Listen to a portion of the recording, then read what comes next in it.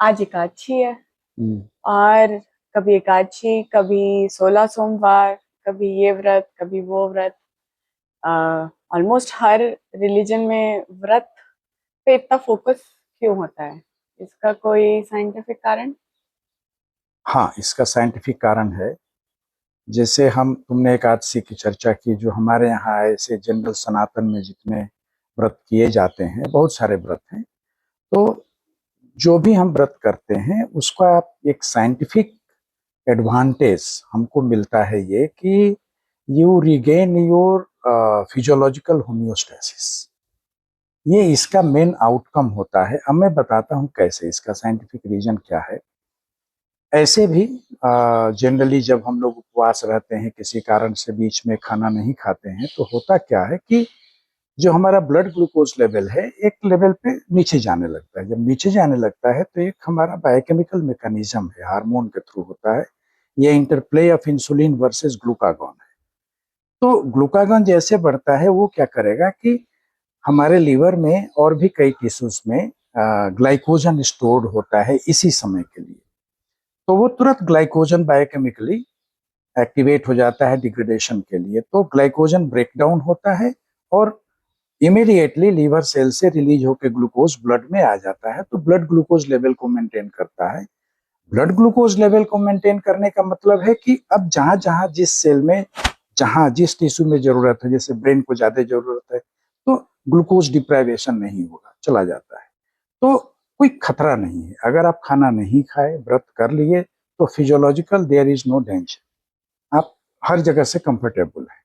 तो आप एफोर्ड कर सकते हो, नंबर वन। तो ये इसका साइंस है। आउटकम क्या हुआ कि अब आपका ग्लाइकोजन जो स्टोर था, आप डेली खाते थे, वो ब्रेक डाउन हुआ। वो जब ब्रेक डाउन होगा, आप थोड़ा लंबा व्रत करोगे कुछ और घंटे का, तो फिर फैट ब्रेक डाउन होगा, उससे एनर्जी बनेगी। तो एक एडवांटेज तो ये हुआ कि हमारा physiological rejuvenation of physiological homeostasis, जो एनर्जी प्रोडक्शन का मैकेनिज्म है, वो रिजुविनेट हो गया। ये एक बेस्ट एग्जाम्पल है, मतलब बेस्ट आउटकम है। दूसरा बेस्ट आउटकम क्या है कि आप लोग पता नहीं एक टर्म सुने होंगे, ऑटोफेजी। हम्म। तो ऑटोफेजी एक ऐसा चीज है कि हमारे सेल के अंदर, या सेल ऐसे भी जब एक होता है ना कि एक उसका एज हो जाता है, मरने लगता है, या उसमें कुछ डिफेक्ट हो गया, तो वो ऑटोमेटिक एक ऑटो डेथ प्रोसेस में जाता है। और जब ऑटो डेथ प्रोसेस में जाता है तो अपने ही नियर बाई फेगोसिटिक सेल्स उसको इनगल्फ कर लेते हैं। ये व्रत में एक्टिवेट हो जाता है। तो जब एक्टिवेट हो गया ऑटोफेजी, तो एडवांटेज क्या हुआ कि again replenishment of new sales, replenishment of new biochemical मेल्यू, physiology, everything is regained. So advantage he advantage है। तो साइंटिफिक बेसिस तो है। अब ये किसी भी, ये देखो जैसे रोजा वगैरह भी हमारे मुस्लिम भाई करते हैं, सनातन में तो व्रत की लड़ी लगी हुई है। तो हमारे यहाँ तो, अब जैसे हम सबको साइंस तो नहीं समझा सकते हैं ना, तो हमारे ऋषि मुनि इतने चतुर थे, उन्होंने एक कंसेप्ट दे दिया, या समाज में या किसी ने कोई अपने गुरु के यहाँ गया, बता दिया कि आप इतने एकादशी कर लोगे तो आपका ये अभिष्ट पूरा हो जाएगा। आप इतना सोमवार कर लिए तो लड़की की शादी अच्छे घर भर के पास। तो ये जो संसारिक मोह माया वाली चीजों से जोड़ दिया गया व्रत को, जिससे कि हम करें। एक गांव का अनपढ़ आदमी कैसे करेगा? वो ग्लाइकोजन ब्रेकडाउन नहीं समझेगा। तो उसको, उसके लिए परहैप्स ये उस समय इंट्रोड्यूस किया गया। उससे भगवान मिले या कुछ अभिष्ट पूरा हुआ, उसका कोरिलेटिव डेटा कहीं है, ये बड़ा मुश्किल है। लेकिन फिजियोलॉजिकल एडवांटेज इमीडिएट हुआ, and therefore this is recommendable. और ये हर आदमी को करना चाहिए। समाज में हमारे नारियां इसमें आगे हैं, हम पुरुष लोग थोड़ा इसमें लिथार्जिक हैं। ये सबको करना चाहिए। अब तो सोशल मीडिया प्लेटफॉर्म पे इतने न्यूट्रिशनिस्ट और ये सारे लोग रिकमेंड करने लगे हैं, कैलोरी रिस्ट्रिक्शन, ये इंटरमीडिएट फास्टिंग, ये फास्टिंग। तो ये सब सारी चीजें आप पैसा दे के लेते हुए, तो हमारे सनातन का पार्ट था, और ये साइंस है। टू बी क्लियर, व्रत मतलब फास्टिंग विदाउट कैलोरी इनटेक। आप कह रहे हैं कि उससे बॉडी की जो स्टोर्ड एनर्जी है वो एक्सपेंड होती है, जो ओल्डर सेल्स हैं वो रिजुविनेट होते हैं, यस। बॉडी के पास ऑटोमेटिक प्रोसेस है पुरानी चीजों को ब्रेक डाउन करके in a certain sequence, so that energy level is maintain. पर यस। हम यस। तो व्रत में आलू खा लेते हैं, साबूदाना खा लेते हैं, व्रत में कभी कभी ज्यादा खा लेते हैं, दिन भर के खाने से, तो उसका क्या किया जाए? अब ये हमारे आधुनिक जीवन का एक कहते हैं ना कि फॉल आउट। हम लोग थोड़ा सा अपने को देखो, व्रत का मतलब एक संयम भी होता है, तो व्रत मतलब ही संयम है। अब संयम में आप कंप्रोमाइज करने लगोगे तो दिक्कत तो आएगी, तो फिर उसका फायदा नहीं हुआ ना। जितना आपने ग्लाइकोजन ब्रेकडाउन होने नहीं दिया, तो उससे ज्यादा तो अधिक इंसुलिन स्टार्च बढ़ा खा दिया। लिए, फिर इंसुलिन को आपने अलाउ किया कि तुम भाई अपना काम करो, तो you have gone again back to zero level, तो फिजियोलॉजिकल एडवांटेज नहीं हुआ। हाँ, इसमें भी व्रत में जो पुराने रिकमेंडेड फूड्स हैं कुछ, वो आप ले सकते हो, जरूरी नहीं है लेकिन आप ले सकते हो। जैसे आलू की जगह कंद वगैरह है। कंद प्योर ग्लूकोज स्टार्च नहीं है। कंद का जो कॉन्स्टिट्यूशन है वो इनोलिन है। Inulin is polyfructose. तो फ्रक्टोज अगर एब्जॉर्ब होगा तो उसका ग्लाइसेमिक इंडेक्स हमेशा कम होगा, लेकिन एनर्जी आपको डेफिसिट नहीं होने देगा, क्योंकि वो फ्रक्टोज भी अंत में एनर्जी बनाता है। ठीक है, उसी तरह से मिल्क आप लीजिए, मिल्क का शुगर ही लैक्टोज है, नथिंग। तो वो एडवांटेजेस है, उसके साथ आपको प्रोटीन मिल गया, लेकिन उसको भी कहा गया है इंटरमिटेंट फास्टिंग के पैटर्न पे लीजिए। मतलब आप व्रत एक में बार, एक बार खाइए। हाँ एक बार ले लीजिए, कम से कम 6-7 घंटे का गैप दीजिए, तो you can gain some advantage. Otherwise तो फिर बात वहीं की वहीं हो गई कि आप अपना डाइट बदल दिए और बल्ले बल्ले होके खुश हो रहे हैं कि मैं तो व्रत किया। तो व्रत का कोई उसको एडवांटेज मैं तो यही कहूंगा, और उसमें ऑप्शन है अवेलेबल। और खाना क्या, एक दिन की तो बात है, हमारे यहाँ मैक्सिमम व्रत, कुछ निर्जला व्रत छोड़ दो, तो मैक्सिमम व्रत तो दिन के होते हैं, रात में खा लो, तो तो ऐसे ही बारह होता है। तेरह घंटे की फास्टिंग का हाँ, बेनिफिट है। ये बेनिफिट है, हफ्ते में एक बार 2 बार अगर हम सभी लोग करें, हम लोगों के एज में तो और भी करें तो और अच्छा है। अगर आप हेल्दी हैं, एजेड हैं, तो आप करिए। इवन यंग लोगों को, depending upon your life style, your work, आपका जॉब रिक्वायरमेंट क्या है। फॉर एग्जाम्पल, आप ऑफिस गोअर हैं और आपको मैक्सिमम कंप्यूटर पे बैठना है, तो only brain requires energy, muscle is ideal, heart is beating okay, that's normal. तो आपको तो एक मिनिमम लेवल की ही फूड इंटेक चाहिए ना, लेकिन भूख तो लगेगी। सैटिस्फैक्टी सेंटर तो हमें सेटिस्फाई करना है, तो आप अपने को रेगुलेट कर सकते हो। इसीलिए संयम, उपवास, व्रत उपवास संयम का काम है। अच्छा, व्रत से याद आया कि खाने के बारे में अभी बहुत ट्रेंड चल गया है कि खाने के लेबलिंग पे बहुत कैलोरी की काफी लेबलिंग होती है। कितना कैलोरी है, क्या कंपोनेंट्स हैं, उस हर कंपोनेंट की क्या कैलोरी है। तो कैलोरी मैथ समझाइए, calorie of food and calorie processing of that food in the body.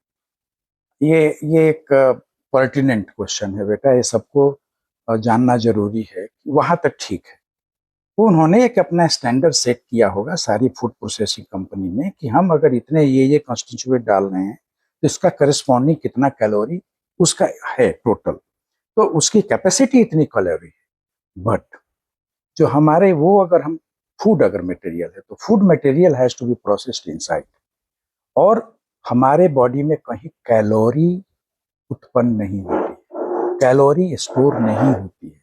हमारे बॉडी में सारा चीज करके क्या बनता है, एक केमिकल कंपाउंड बनता है एटीपी। वो बन के वो भी बहुत देर तक स्टोर नहीं रह सकता है। तो जो उनका स्टैंडर्ड है, उस स्टैंडर्ड में जो उन्होंने डेटा दिया, एग्जैक्ट उतनी ही कैलोरी हमारे बॉडी में, या उतना एटीपी, ऑफ कैलोरी तो एज सच प्रोड्यूस होता नहीं है, एटीपी बनता है। और हमारे बॉडी में कैलोरी यूज होती है जब एटीपी हाइड्रोलाइज होता है। So this is the process. Science is that I take food, वो फूड चाहे पैकेट पे कितनी भी कैलोरी लिखी हो, it has to be digested. Digestion is again a subject of so many factors: age, body demand, your health condition, so many parameters. Genetics. Genetic, yes. Then after that it has to be absorbed, then it reaches to all the tissues, and there it undergoes metabolism. Metabolic capacity also depends upon how much healthy your mitochondria is there, how much healthy you are so far your oxygen capacity is concerned. So variables are very many. तो पहला तो यह है कि every individual is likely to produce different amount of ATP. Okay, that ATP is ultimately, when it is used, then only it is hydrolyzed and then it produces, the ratio is 7.3 kilocalorie per mole. So 1 mole ATP once it is hydrolyzed in my body, it will produce this much. But ऐसे नहीं बनता है, जरूरत होगी तब one on one बनेगा। Correlation नहीं है। नहीं है, 100 हाँ कैलोरी बिल्कुल, का फूड खाया हाँ तो वो 100 कैलोरी का एटीपी बना, ये कोरिलेशन नहीं हाँ, है। ये ऐसा कोरिलेशन हम डिराइव भी नहीं कर सकते, इतना इजी नहीं है। ठीक है, हम ये मान लेते हैं कि कैलोरी कंटेंट था फूड में, वो हमारा हार्नेस होके अंत में एटीपी बना। वो ATP is my usable quant.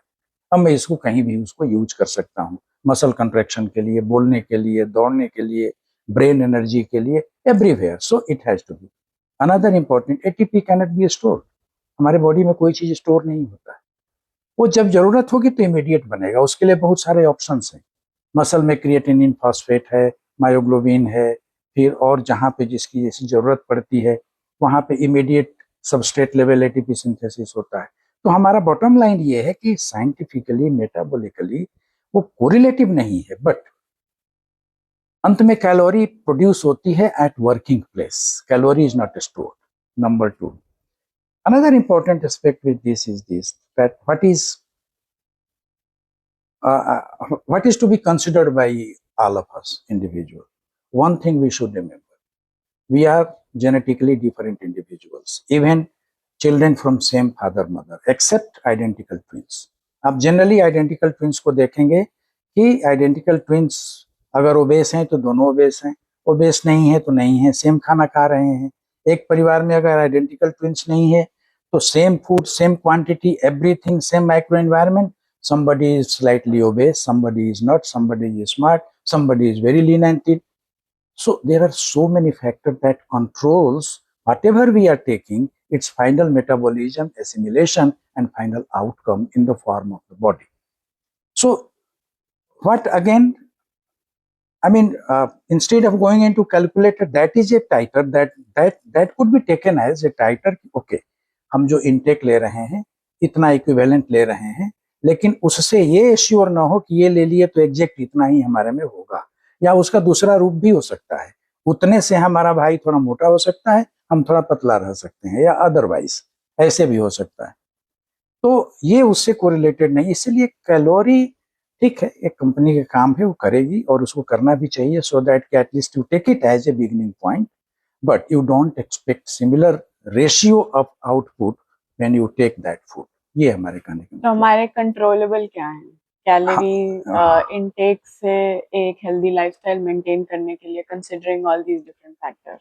हमारे लिए जो सबसे बेस्ट है कि हम अपने physiological status which is governed basically by our genetic makeup, उसको रियलाइज करें, रियलाइज करके इनपुट वर्सेज एक्सपेंडिचर को बैलेंस करें। अगर हम मान लीजिए कि ऐसे जॉब में है जहां पे हमें ब्रेन यूज करना है, मसल नहीं यूज करना है, तो we must make sure to do some exercise starting from beginning. Do not wait that when I will reach 50 years and then I will do.